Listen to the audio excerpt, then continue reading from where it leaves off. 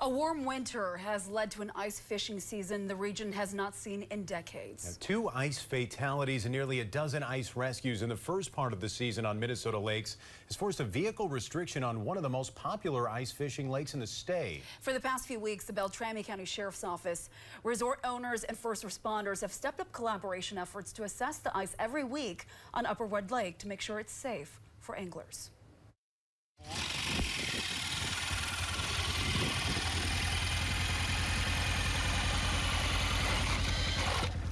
And we've got pretty decent ice here, you can already tell. Scott Waldo starts his day checking the ice thickness on Upper Red Lake. So right there, we're at about 13. He and his brother Kevin own and run the West Wind Resort on one of the most popular ice fishing lakes in Minnesota.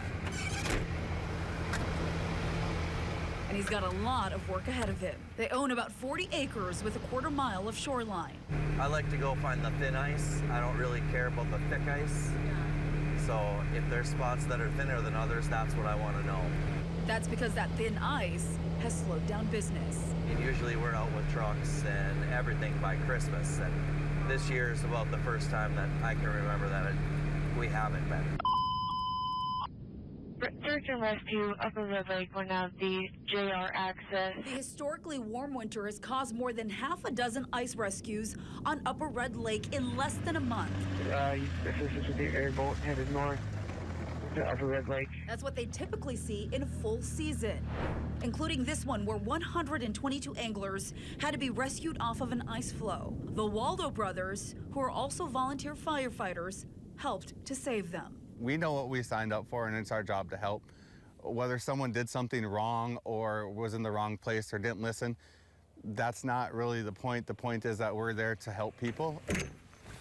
Their rescue trailer, located right on their resort, allows them to answer the call immediately. If we get the page or we get the call, we're going to go out there and we're going to help them no matter what the situation is.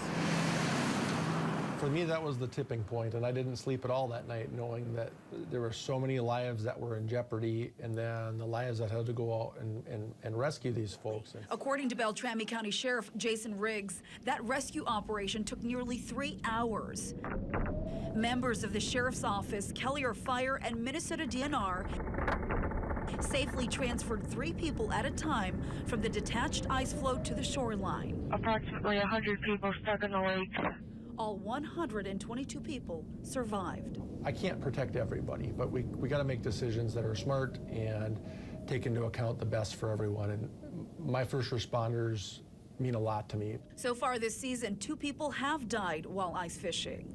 One drowning on Cass Lake just this week, the other on Lake of the Woods when their vehicles broke through the ice. Sheriff Riggs made the decision to ban vehicles on Upper Red Lake during its peak season. How difficult was that for you as a sheriff to make that decision? Well, the decision wasn't easy, but it was one of those things where if I wouldn't have done something and something would have happened to one of our, anglers up there on my watch, I would have not been able to live with myself knowing that I could have done something to prevent that. The sheriff, along with members of Kellier Fire and Minnesota DNR, meet weekly and send teams to check ice safety. So we'll check the ice.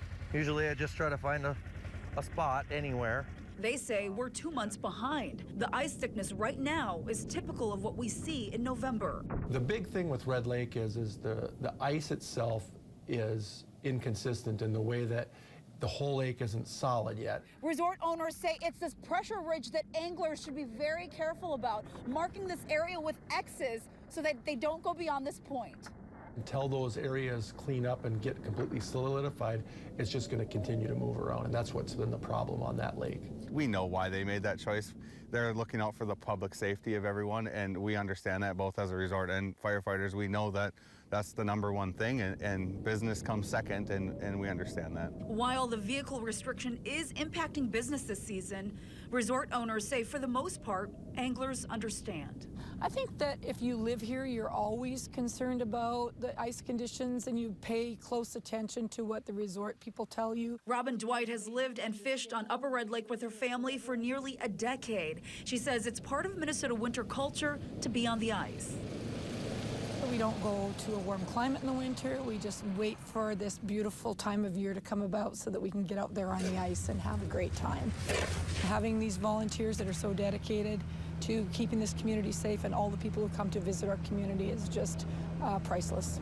You can see where there's an X over there. I had a spot where it was thinner earlier this year, and I marked it. And then I would just consistently go back and check it. And no one knows these lakes better. So this was open water at one point, probably about a week ago. And further down, there's some other stuff out here you can see that was open. Then those whose livelihoods depend on the ice being safe.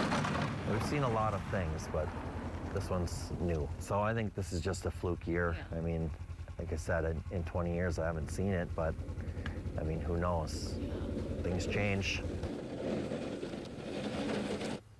Now, we're told that vehicle restriction on Upper Red Lake was lifted just yesterday as the cold temperatures have helped to form solid ice. As for the cost of these rescues on Upper Red, that falls on the taxpayers of Beltrami County. The county says they typically have rescues included in the budget, but the sheer number of calls this season may push them over the budget. When that happens, usually money earmarked for patrol cars or boats or equipment get delayed. As for the potential citations, first responders say they would rather you call 911 every time than worry about being ticketed for a violation.